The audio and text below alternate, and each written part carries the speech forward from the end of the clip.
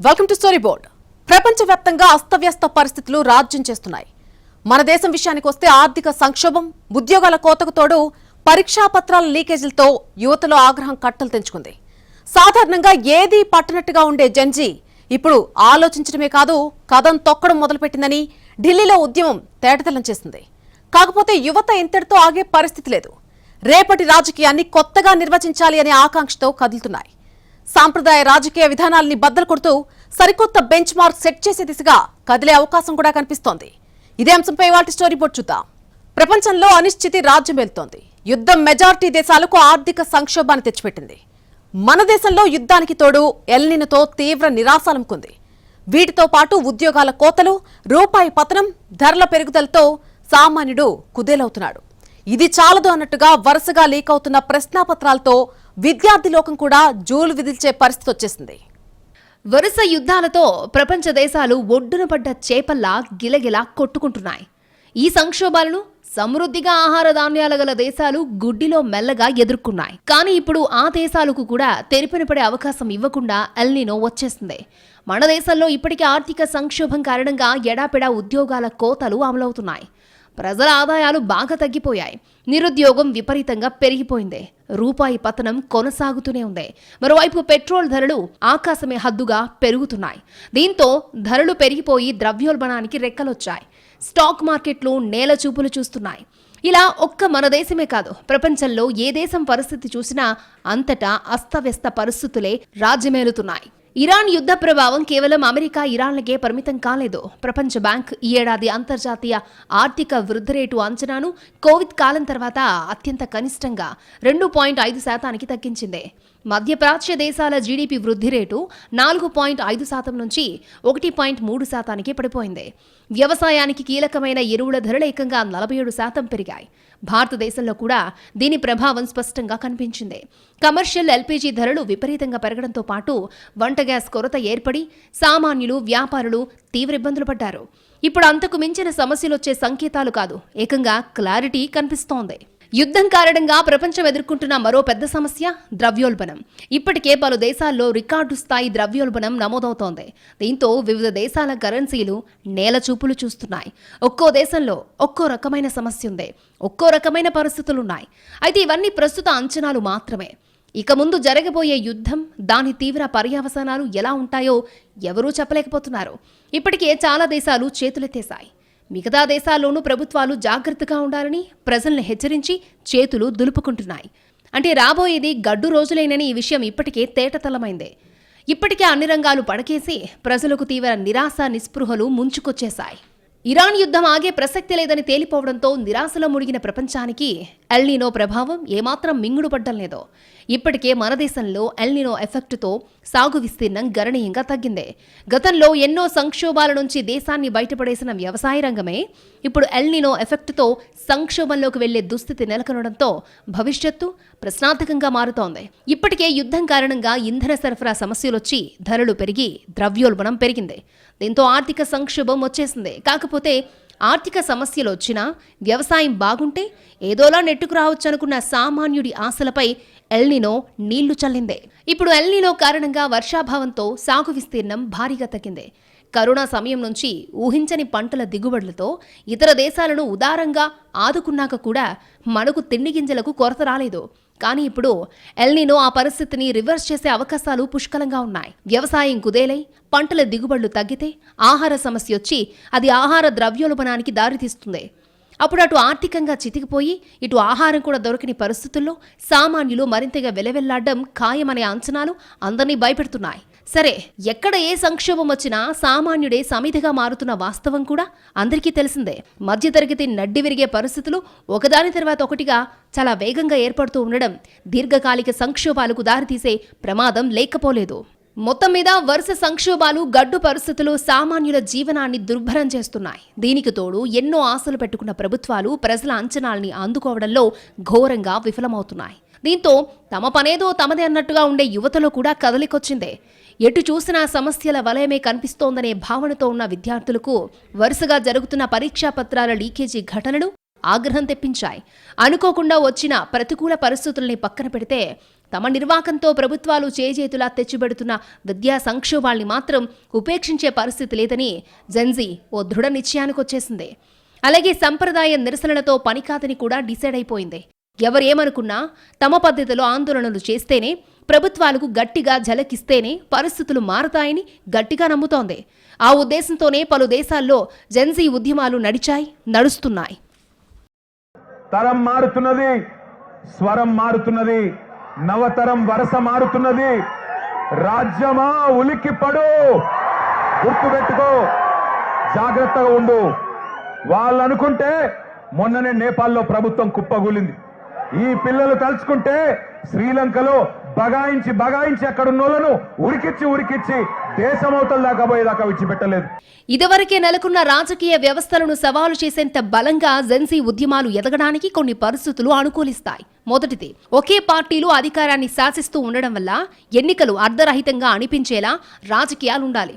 2, రాజకీయ ప్రముఖులపై బహిరంగ అవినీతి, పెరుగుతున్న ప్రజాగ్రహం తరచుగా కనిపిస్తోంది. 3, ఆర్థిక మందగమనం, నిరుద్యోగం తమ భవిష్యత్తు అనిశ్చితిగా ఉందని భావించే యువతలో నిరాశను కలిగిస్తాయి. 4, రాజకీయ పార్టీలు తరచుగా వంశపారంపర్యంగా అవకాశాలు, అనుచరులు, కొందరి నియంత్రణలో ఉండి కొత్తవారికి తక్కువ అవకాశాన్ని కల్పిస్తాయి. ఛాన్స్ రాకపోతే యువతలో సాధారణంగా నిరాశ నెలకొంటుంది. మన దేశంలో కూడా ఇటువంటి కొన్ని పరిస్థితులున్నాయి. దేశంలో 25 ఏళ్లలోపు వయసున్న వారు 600 మిలియన్ల కంటే ఎక్కువ మంది ఉన్నారు. చాలా మంది యువత నిరుద్యోగం, విద్యాపరమైన ఒత్తిడి, ద్రవ్యోల్బణం, సామాజిక పురోగతికి సంబంధించిన ఆందోళనలను ఎదుర్కొంటున్నారు. యువ ఓటర్లు తమ కుటుంబాల నుండి రాజకీయ విశ్వసనీయతను పొందే అవకాశం కూడా తక్కువగా ఉంది. వారు మరింత వ్యక్తిగత స్వేచ్ఛను కోరుకుంటున్నారు. పార్టీ కల్చర్ కంటే సమస్యలు, పనితీరు ఆధారంగా నాయకులకు మద్దతిస్తారు. ఏతావాత జెన్జీ ఆలోచనల్ని అందుకోవడం సంప్రదాయ పార్టీలు నేతలకు నేల విడిచి సాము చేస్తున్నంత కష్టంగా ఉందని చెప్పడానికి సంకోచించాల్సిన పని లేదు. జెన్జీ ప్రపంచంలో ఇప్పుడు ఎవ్వరి నోట విన్నా సరే ఇదే మాట మంత్రంలా వినిపిస్తోంది. అటు అమెరికా నుంచి ఇటు ఇండియా దాకా ఎక్కడ ఏ ఉద్యమం వచ్చినా దాన్ని యువతే ముందుండి నడిపిస్తోంది. మొన్నటికి మొన్న నేపాల్, శ్రీలంక, బంగ్లాదేశ్లో జెన్జీ ఉద్యమాలు ప్రభుత్వాల్ని మార్చేశాయి. కొద్ది రోజుల క్రితం తమిళనాడు ఎన్నికల ఫలితాలు కూడా జెన్జీ ఆలోచనల పుణ్యమే అనే వాదన వినిపిస్తోంది. ప్రస్తుతం ప్రపంచవ్యాప్తంగా జెన్జీ ట్రెండ్ మార్మోగుతోంది. 1995 నుంచి 2012 మధ్య జన్మించిన పిల్లలనే జనరేషన్ జీ అని పిలుస్తూ ఉంటారు. ప్రస్తుతం ఎక్కడ చూసినా డిజిటల్ విప్లవం, అధునాతన స్మార్ట్ ఫోన్స్, ఇంటర్నెట్, ఏఐ యుగంలో వీళ్లు జన్మించారు.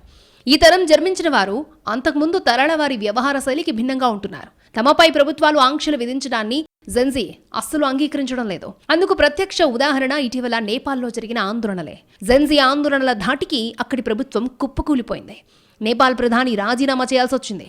అలాగే ఇటీవల మన దేశంలో లద్దాఖ్ రాజధాని లేహ్లోనూ యువత రెచ్చిపోయింది. లద్దాఖ్ రాష్ట్ర హోదా కల్పించాలని, స్థానికులకు ఉద్యోగ రిజర్వేషన్లు ఇవ్వాలని నిరసనకారులు చాలా కాలంగా డిమాండ్ చేస్తున్నారు. దీనికి సంబంధించి పలుమార్లు చర్చలు, నిరసనలు జరిగాయి. కానీ ఇటీవల జరిగిన నిరసనల్లో హింసాత్మక ఘటనలు చోటు చేసుకున్నాయి. జెన్జీ ఆందోళనలు బంగ్లాదేశ్లోనూ చెలరేగాయి. అక్కడ కూడా ప్రభుత్వం కుప్పకూలింది. తాజాగా యువత చేతిలో నేపాల్ బలైంది. ఇప్పుడు పెరూ దేశం కూడా జెన్జీ ఆందోళనల ధాటికి అట్టుడికిపోతోంది.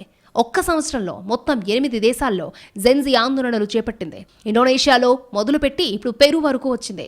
సెప్టెంబర్ 27న పెరూ రాజధాని లిమాలో వేలాది మంది యువత రోడ్లపైకొచ్చి ఆ దేశ అధ్యక్షుడు దినా బోలువార్టేకు వ్యతిరేకంగా నినాదాలు చేశారు. చివరకు అగ్రరాజ్యం అమెరికా వ్యాప్తంగా జరిగిన నో కింగ్స్ ఆందోళనల్ని కూడా జెన్జీనే ముందుండి నడిపించింది. దక్షిణాసియా వ్యాప్తంగా జనరేషన్ జీ ఎదుగుదల రాజకీయాలను పూర్తిగా మారుస్తోంది. జెన్జీ పూర్తిగా స్మార్ట్ ఫోన్లు, సోషల్ మీడియా యుగంలో పెరిగిన మొదటి తరం. గత తరాలలాగా కాకుండా వీరు రాజకీయ పార్టీల పట్ల తక్కువ నమ్మకం కలిగి ఉంటారు. కేవలం సమస్యలను బట్టి వీరి ఆలోచన దృక్పథం ఉంటుంది. ఆన్లైన్ ప్లాట్ఫామ్ల ద్వారా ఎక్కువగా కనెక్ట్ అయి ఉంటారు. ఇప్పటికే బంగ్లాదేశ్, నేపాల్ వంటి పొరుగు దేశాలలో ప్రభుత్వాలను జెన్జీ కుదిపేసింది. ప్రపంచంలోనే అత్యంత పిన్న వయస్కులైన జనాభాను కలిగిన దేశాలలో భారత్ ఒకటే. ఇక్కడ కూడా జెన్జీ ఒక ప్రధాన రాజకీయ శక్తిగా మారగలదా అనే ప్రశ్నలు తలెత్తుతున్నాయి. తమిళనాడులో నటుడు జోసెఫ్ విజయ్ సాధించిన విజయం ఈ చర్చను మరింత తీవ్రతరం చేసింది. విజయ్ గెలుపు చాలా మంది సాంప్రదాయ రాజకీయ నాయకులను ఆశ్చర్యపరిచింది. ఎందుకంటే ఇది పాత ఎన్నికల సూత్రాలను సవాల్ చేసింది. విజయ్ సాంప్రదాయ ప్రచారాల కంటే డిజిటల్ ప్రచారం యువతను ఆకర్షించడంపై ఫోకస్ చేశారు. దశాబ్దాలుగా ఉన్న పార్టీల నుంచి విమర్శలు, వ్యక్తిగత ఇమేజ్ను దెబ్బతీసే ప్రయత్నాలు జరిగినప్పటికీ పెద్ద సంఖ్యలో యువ ఓటర్లు అతనికి మద్దతు తెలిపారని ఎన్నికల అనంతర విశ్లేషణలు తెలుపుతున్నాయి. భారత్లో పెరుగుతున్న జెన్జీ రాజకీయ ప్రభావానికి ఇది నిదర్శనమని చాలామంది పరిశీలకులు భావిస్తున్నారు. ఇప్పుడు మళ్లీ పొరుగు దేశాల్లో యువత ఉద్యమాల విషయానికొస్తే దక్షిణాసియాలో జెన్జీతో మొదటి ప్రధాన రాజకీయ విజయం 2024లో బంగ్లాదేశ్లో వచ్చింది. ఉద్యోగ రిజర్వేషన్ కోటాలకు వ్యతిరేకంగా విద్యార్థుల నేతృత్వంలో ప్రారంభమైన నిరసనలు వేగంగా దేశవ్యాప్త ప్రభుత్వ వ్యతిరేక ఉద్యమంగా మారాయి. యువ నిరసనకారులు భారీ ఎత్తున మద్దతును కూడగట్టడానికి సోషల్ మీడియాను ఉపయోగించారు. నేపాల్లో 2025లో ఇంకా బలమైన యువత ఆధారిత ఉద్యమాన్ని చూసింది. సాంప్రదాయ రాజకీయ పార్టీలపై విస్తృతమైన అసంతృప్తి నెలకొంది. చాలామంది యువకులు ర్యాపర్, రాజకీయ నాయకుడైన బాలన్ షాకు మద్దతుగా నిలిచారు. 2005లో రాజరికం రద్దయి 2007లో ప్రజాస్వామ్యం ఏర్పడిన తర్వాత నేపాల్ ఇప్పటికే కొన్నేళ్ల పాటు అస్థిరతను ఎదుర్కొంది. తరచుగా ప్రభుత్వాలు మారడం వల్ల యువతలో తీవ్ర నిరాశ ఏర్పడింది. రాజకీయ నాయకులు అవినీతిపరులని, అసమర్థులని వారు భావించారు. చాలామంది విశ్లేషకులు నేపాల్ రాజకీయ మార్పును దక్షిణాసియాలోనే మొదటి నిజమైన జెన్జీ ఆధారిత రాజకీయ ఉద్యమాలలో ఒకటిగా పేర్కొంటారు. మొత్తం మీద ప్రపంచవ్యాప్తంగా జెన్జీ ఉద్యమాలు జరుగుతుండడాన్ని తేలిగ్గా కొట్టిపారేసే పరిస్థితి లేదు.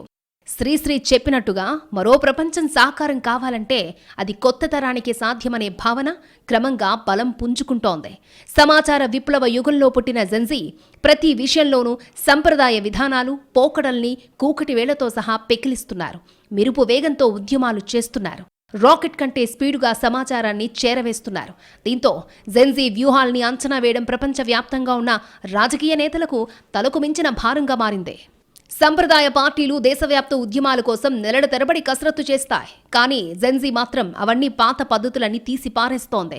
ఒక్క వాట్సాప్ మెసేజ్, ఒక్క ఫేస్బుక్ పోస్టుతోనే వేలు, లక్షలు, కోట్ల మందిని కదిలిస్తోంది. కన్ను తెరిస్తే జననం, కన్ను మూస్తే మరణం, రెప్పపాటు ఈ జీవితం అన్నట్టుగా పోస్టు కొడితే ఉద్యమం, మెసేజ్ చేస్తే పోరాటం, రెప్పపాటు వ్యవధిలోనే సమాచారం అంటోంది జెన్జీ. దీంతో ఇప్పటిదాకా ఎన్నో వర్గాల ఉద్యమాలు చూసి ఎంతో మందిని కన్విన్స్ చేసి సమస్యలను మసిపూసి మారేడికాయ చేయడంలో ఆరితేరిన రాజకీయ నేతలకు కూడా జెన్జీ ఉద్యమాలు వణుకు పుట్టిస్తున్నాయి. వారికి కౌంటర్ ఇచ్చే సమయం కూడా ఇవ్వకుండా సాగనంపిస్తున్నాయి. సాధారణంగా దాడికి ప్రతిదాడి ఎంత గట్టిగా ఉంటే అంత బాగా నిలబడతామనే సిద్ధాంతం ఉంది. కానీ జెన్జీతో మాత్రం ఆ సూత్రం పనిచేయడం లేదు. యువతను ఎంత రెచ్చగొడితే అంతగా రాజకీయ నష్టం తప్పదని ఇప్పటికే కొన్ని దేశాల్లో జరిగిన ప్రభుత్వ మార్పిళ్లు, అధినేతల పలాయనాలు నిరూపించాయి. మొత్తం మీద రాజకీయాల్లోనూ తరం మారే సమయం వచ్చేసిందని జెన్జీ ఎలుగెత్తి చాటుతోంది. అంతేకాదు అసలు రాజకీయం చేసే తీరు కూడా మార్చుకోవాల్సిందేనని బలవంతం పెడుతోంది. ఇప్పటికైనా కళ్లు తెరిచిన పార్టీలు నేతలకే మనుగడ ఉంటుందని, కాదు కుదరదని మొండికేస్తే ఇక వారి రాజకీయం గత చరిత్రేనని గుర్తు చేస్తోంది. ప్రస్తుతానికి జెన్జీ హెచ్చరికలు మాత్రమే జారీ చేస్తోంది. వీటిని నిర్లక్ష్యం చేస్తే వారు ఏ స్థాయికైనా వెళ్తారని విశ్లేషకులు అభిప్రాయపడుతున్నారు. కొన్నేళ్లుగా యువత ఉద్యమాలకు దూరంగా ఉంటుంది. జెన్జీ పూర్తిగా కెరీర్ మీదే ఫోకస్ చేసింది. కానీ ఇప్పుడు తమ కెరీర్ను ప్రభావితం చేసే విధంగా జరుగుతున్న పరిణామాలతో యువ జ్వాల రగిలింది. అది కేవలం నిరసనలు, ఉద్యమాలు, ధర్నాలకే పరిమితమవుతుందని ఎవ్వరూ అనుకోవడం లేదు. మొన్నటి వరకు ఓటేయడానికి ఇష్టపడిన జెన్జీ ఇప్పుడు రాజకీయం ఎలా చేయాలో కాకలు తీరిన పార్టీలు, నేతలకే నేర్పిస్తూ ఉండడం అందరికీ ఆశ్చర్యాన్ని కలిగిస్తోంది. ప్రపంచ రాజకీయం ప్రస్తుతం సంధిదశలో ఉంది. పాత పోకడలకు కాలం చెల్లి సరికొత్త యుగానికి బాటలు పడుతున్న పరిస్థితులు కనిపిస్తున్నాయి. మామూలుగా సంక్షోభాలే సరికొత్త అవకాశాలకు దారులు తెరుస్తాయి. ఆ కోణంలో చూసినప్పుడు ప్రస్తుతం సంక్షోభాల కాలం నడుస్తోంది. సరిగ్గా ఇదే టైంలో యువశక్తి ఎన్నో ఆశలు, ఆకాంక్షలతో కదం తొక్కుతోంది. దీంతో రాజకీయాల్లో తరం మార్పుతో పాటు మొత్తంగా వ్యవస్థ మార్పుకు ఇంతకంటే అనువైన సమయం మరొకటి ఉండదనే చర్చ సర్వత్రా జరుగుతోంది. ఎవరైనా ఏ వర్గాన్నైనా ఏమార్చొచ్చు. కానీ జెన్జీ ఫోకస్ను దాటి ఏమీ చెయ్యలేరని ఇప్పటికే తేలిపోయింది. యువత తమ వ్యాపకాల్లో బిజీగా ఉన్నంత వరకే నేతల ఆటలు సాగుతాయి. అదే యువత తమ చుట్టూ ఏం జరుగుతుందో పట్టించుకోవడం ప్రారంభిస్తే శరవేగంగా మార్పులు రాక మానవనేది అందరికీ తెలిసిన సత్యం. దీనికి చరిత్రతో పాటు వర్తమానంలోనూ కావాల్సినన్ని ఉదాహరణలున్నాయి. ఇక మన దేశం విషయానికొస్తే ఆర్థిక సంస్కరణలకు ముందు వరకు విద్యార్థి ఉద్యమాలు ఉవ్వెత్తున జరిగాయి. ఎన్నికల్లోనూ యువత కీలకమైన పాత్ర పోషించేదే. అందుకే ప్రతి పార్టీ విద్యార్థి విభాగాల్ని ఏర్పాటు చేసుకుని వారిని జాగ్రత్తగా కాపాడుకుంటూ వచ్చాయి. కానీ గత 3.5 దశాబ్దాల్లో చాలా మార్పు వచ్చిందే. విద్యార్థి ఉద్యమాలు కనుమరుగయ్యాయి. విద్యార్థి సంఘాలు నిద్రాణమయ్యాయి. ఇప్పటికీ అడపాదడపా బంద్ పిలుపునిస్తున్నా, నిరసనలు తెలుపుతున్నా అవేమంత చెప్పుకోదగ్గవి కావు. దీంతో అన్ని పార్టీలు యువతను లైట్ తీసుకున్నాయి. పైగా వారిపై సెటైర్లు వేయడం మొదలుపెట్టాయి. దీనికి తోడు జెన్సీ కూడా ఓటరుగా నమోదుకు కూడా ఇష్టపడకపోవడం పార్టీలకు మరింత అడ్వాంటేజ్గా మారింది. దీంతో నేతలంతా ఇక విద్యార్థులతో ముప్పేం లేదనే నిర్ణయానికి వచ్చేసి రిలాక్స్ అవుతున్నారు. కానీ ఆ ఆలోచనలు ఎంత తప్పో ప్రస్తుతం ఢిల్లీలో జరుగుతున్న ఉద్యమం నిరూపించింది. జెన్జీ తలుచుకుంటే రోజుల వ్యవధిలోనే దేశ చరిత్రను తిరగ రాయగలరని కళ్లకు కట్టింది. ఇప్పటిదాకా దేశ రాజధానిలో ఓ చిన్న నిరసనకే ఆపసోపాలు పడ్డ విపక్షాలకు జెన్జీ తెగింపు కనువిప్పుగా మారిందంటే అతిశయోక్తి కాదు. తద్వారా యువత రంగంలోకి దిగితే ఎలాంటి ప్రతికూలతలు లెక్కలోకి రావని, ఎవరి బలాబలాల్ని వారు పట్టించుకోరని తేలిపోయింది. మన దేశం ఇప్పుడు ఒక కొత్త రాజకీయ శక్తి ఆవిర్భావానికి సాక్ష్యమిస్తోంది. ఆ శక్తి ఒక రాజకీయ పార్టీ కాదు, జెన్జీ అనే దేశవ్యాప్త ఉవ్వెత్తున ఎగిసిన ఒక కొత్త తరంగం. పరీక్షలలో అవకతవకలు, నిరుద్యోగం, కొరవడిన పారదర్శకత, జవాబుదారీతనం వంటి సమస్యలపై దేశవ్యాప్తంగా విద్యార్థులు, యువత స్వచ్ఛందంగా ఏకమై ధ్వజమెత్తారు. ఇది కేవలం ఒకే ఒక్క సంఘటనపై కలిగిన ఆగ్రహానికి మించి మరింత లోతైన విషయాన్ని ప్రతిబింబిస్తోంది. అన్యాయం జరిగిందని భావించినప్పుడు మౌనంగా ఉండడానికి ఇష్టపడని ఒక తరం ఆవిర్భానికి ఇది సంకేతం. నేటి విద్యార్థులు విజ్ఞానవంతులు, ధైర్యవంతులు. వారు పాలనలో నాణ్యత, ప్రభుత్వ విద్య భవిష్యత్తు, తమకు అందుబాటులో ఉన్న అవకాశాల గురించి సమంజసమైన ప్రశ్నలను సూటిగా అడుగుతున్నారు. యువ భారతదేశం ఒక స్పష్టమైన సందేశాన్ని పంపుతోంది. జవాబుదారీతనం, కరుణ, రాజ్యాంగ విలువలతో కూడిన పాలనను నేటి తరం కోరుకుంటోంది. భారతదేశపు జెన్జీ కేవలం సిద్ధాంతాలతోనే ముందుకు వెళ్లడం లేదు, అది ఆకాంక్షలతో నడుస్తోంది. ప్రతిభకు ప్రతిఫలం, సంస్థల విశ్వసనీయత, సమాన అవకాశాలు, రాజ్యాంగం కేవలం ప్రసంగాలలోనే కాకుండా పాలనలో గౌరవించే దేశాన్ని ఈ తరం కోరుకుంటోంది. గణతంత్ర భవిష్యత్తుపై వారికి ప్రగాఢమైన శ్రద్ధతో వారు కేంద్రాన్ని కఠినమైన ప్రశ్నలు అడుగుతున్నారు. యువ ఓటర్లు ఎక్కువగా ఎన్నికలను ప్రభావితం చేయొచ్చు. రాజకీయ పార్టీలు అధికారం మారేలా చేయగలరు. భవిష్యత్తులో భారత ప్రజాస్వామ్యంలో జెన్జీ అత్యంత ప్రభావవంతమైన శక్తులలో ఒకటిగా మారొచ్చు. ప్రత్యేకించి సంప్రదాయ పార్టీలు నిరుద్యోగం, అవినీతి, వేగంగా మారుతున్న తరం ఆకాంక్షలను పరిష్కరించడంలో విఫలమైతే జెన్జీ తరహా రాజకీయం ముందుకొస్తుంది అనడానికి సందేహించాల్సిన పనేం లేదు. ఏతావాత ఈ దేశ మౌలిక విలువలపై నిర్లక్ష్యం వహిస్తే తాము చూస్తూ ఊరుకునేది లేదని జెన్జీ గట్టిగా నినదిస్తోంది. జెన్జీ ఎలాంటి నాయకుడికి జైకొడుతుందో కూడా ఊహించడం కష్టం. ఎందుకంటే ఎప్పుడో 1975లో భారత యువత 75 ఏళ్ల జయప్రకాష్ నారాయణ్ను తమ నాయకుడిగా అంగీకరించారు. చాలా మంది రాజకీయ నాయకులు యంగ్గా కనిపించడానికి ప్రయత్నిస్తారు, యంగ్గా కనిపించే దుస్తులు ధరిస్తారు. కానీ పనితీరును సైతం యువ ఓటర్లు గమనిస్తూ ఉంటారు. ఎందుకంటే జెన్జీ కూడా చాలా తెలివైన వారు. పై పటాటోపం కంటే లోతైన వ్యక్తిత్వాన్ని వారు చాలా తేలికగా చూడగలరు. వీరిని సాధారణ ఓటర్ల మాదిరిగా మోసం చేయడం, బోల్తా కొట్టించడం కుదిరే పని కాదు. అంతేకాదు జెన్జీ నిజంగా తలుచుకుంటే అన్ని వర్గాల ఓటర్ల ఆలోచన విధానాన్ని కూడా చాలా తేలిగ్గా ప్రభావితం చేయగలరు అనే సంగతి అన్ని పార్టీలకు తెలుసు. ప్రస్తుతం ఢిల్లీలో జరుగుతున్నది కేవలం పరీక్షలు లేదా ఉద్యోగాలకు సంబంధించిన ఉద్యమం కాదు. ఇది భారత ప్రజాస్వామ్య స్వరూపానికే సంబంధించినదే. విశ్వవిద్యాలయాలలో తొలిసారి ఓటు వేయనున్న వారిలో, భారతదేశ యువతలోని విస్తృత వర్గాలలో ఒక స్పష్టమైన రాజకీయ భావన రూపుదిద్దుకోవడం ప్రారంభమైంది. జెన్జీ తరానికి నాయకత్వం అనేది ఇకపై కేవలం వాక్చాతుర్యం లేదా ఎన్నికల లెక్కలతో కొలవడం కుదరదు. అది నిజాయితీ, సానుభూతి, కఠినమైన ప్రశ్నలను ఎదుర్కొనే ధైర్యంతో కొలవడం జరుగుతుంది. జెన్జీ ఉద్యమం కేవలం ఒక విద్యార్థి నిరసనగా మాత్రమే కాకుండా భారతదేశపు తదుపరి రాజకీయ అధ్యాయానికి నాందిగా గుర్తుండిపోవచ్చు. భారతదేశ ఎన్నికల ముఖచిత్రం ప్రస్తుతం భారీ మార్పులకు లోనవుతోంది. ముఖ్యంగా జెన్జీ, మిలీనియల్ తరం ఓటర్లు రాజకీయ గమనాన్ని మార్చే నిర్ణయాత్మక శక్తులుగా అవతరించారు. తమిళనాడు నుంచి పశ్చిమ బెంగాల్ వరకు యువత ఆలోచన ధోరణి ప్రాంతీయ రాజకీయాల పునాదులను కదిలిస్తోంది. ఇప్పటికే తమిళనాడు రాజకీయాల్లో ప్రస్తుతం సరికొత్త అధ్యాయం మొదలైంది. దాదాపు 2.28 కోట్ల మంది యువ ఓటర్లు ఈసారి సంప్రదాయ రాజకీయాలకు భిన్నంగా ఆలోచించారు. గత 6 దశాబ్దాలుగా డిఎంకే, అన్నా డిఎంకేల మధ్య సాగుతున్న పీఠాలాటను చూసి విసిగిపోయిన యువతకు నటుడు విజయ్ నాయకత్వంలోని టీవీకే ఒక ప్రత్యామ్నాయంగా కనిపించింది. డ్రగ్స్ రహిత రాష్ట్రం, గ్యారంటీ ఉద్యోగాలు, తనఖా లేని విద్యా రుణాలు వంటి వాగ్దానాలు నేరుగా యువత అవసరాలను తాకాయి. కేవలం సినిమా అభిమానానికే పరిమితం కాకుండా తమ అభిమాన నటుణ్ణి రాజకీయ వేదికపైకి తీసుకురావడం ద్వారా తమ ఆకాంక్షలను నెరవేర్చుకోవాలని జెన్జీ తరం భావించింది. స్టాలిన్ పాలనలో ఎదురైన నిరుత్సాహం వీరిని కొత్త నాయకత్వం వైపు నడిపించింది.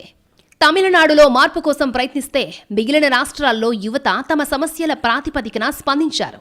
పశ్చిమ బెంగాల్లో స్కూల్ సర్వీస్ కమిషన్ నియామకాల రద్దు యువతలో తీవ్ర ఆగ్రహాన్ని నింపింది. 1 కోటి మందికి పైగా ఉన్న నిరుద్యోగులు ప్రభుత్వ నగదు పథకాలను లంచంగా భావించి తిరస్కరించారు. అస్సాంలో దాదాపు 29% ఉన్న యువ ఓటర్లు తమ అస్తిత్వం కోసం ఓటేశారు. పౌరస్మృతి ఆందోళనలతో పెరిగిన చైతన్యం ఇక్కడ బీజేపీకి 3వ అధికారాన్ని అందించడంలో కీలకమైంది. అలా చూసినప్పుడు ఒక్కో రాష్ట్రంలో ఒక్క అంశం కీలకంగా మారినా ప్రతి అంశం వెనుక ఉమ్మడిగా ఉన్నది మాత్రం జెన్జీ ఆకాంక్షలే. మా పార్టీకి సుదీర్ఘ చరిత్రుందన్న నినాదానికి కాలం చెల్లింది. యువతరంతో కనెక్ట్ కాని పార్టీలు మెల్లగా తెరమరుగవుతున్నాయి. ఢిల్లీ నుంచి గల్లీ దాకా వివిధ స్థాయిల్లో ఇప్పుడు జవాబుదారీతనం లోపించింది. అధికార దుర్వినియోగం పెచ్చిరిల్లింది. ప్రభుత్వాలలో ఏ స్థాయిలో కూడా జవాబుదారీతనం కనిపించడం లేదు. లంచం ఇవ్వనిదే కాగితం కదలని పరిస్థితి. ఈ కారణంగానే ఈ దేశ యువతలో ఆశలు, ఆకాంక్షలతో పాటు నిరాశ, నిస్పృహలు చోటు చేసుకుంటున్నాయి. అభివృద్ధి మాత్రమే ఓట్లు తెచ్చిపెట్టదు. ప్రభుత్వం పట్ల ప్రజల్లో, ముఖ్యంగా యువతలో ఫీల్ గుడ్ భావన కల్పించాలి. అది రావాలంటే ఇటు ప్రభుత్వంలో అటు పార్టీలో జవాబుదారీతనాన్ని నెలకొల్పాలి. నిన్నటి తరం ఆలోచనలతో, పాత చింతకాయ పచ్చడి విధానాలతో నడుస్తున్న పార్టీలకు ఎన్నికలలో నవతరం నుంచి ప్రతిఘటన ఎదురవుతోంది. యువతరంలో ఆశలు, ఆకాంక్షలు పెరుగుతున్న సమయంలోనే నిరాశ, నిస్పృహలు కూడా వారిని కమ్మేస్తున్నాయి. అందుకే సంప్రదాయ రాజకీయ పార్టీలతో విసిగి వేసారిన జెన్జీ ప్రస్తుత నేతలతో లాభం లేదని ఓ నిర్ధారణకొచ్చి కొత్త శక్తిగా రంగప్రవేశం చేస్తున్నారు. ఏం జరిగినా చూసుకుందామంటూ ఎక్కడలేని తెగింపు ప్రదర్శిస్తున్నారు. ఏదేమైనా సరే దేశంలో, మొత్తం ప్రపంచంలో మార్పు రావాల్సిందేనని పంతం పట్టిన జెన్జీ రాబోయే రోజుల్లో ఎలాంటి కొత్త ప్రపంచాన్ని సాకారం చేస్తుందనేది చూడాల్సి ఉంది.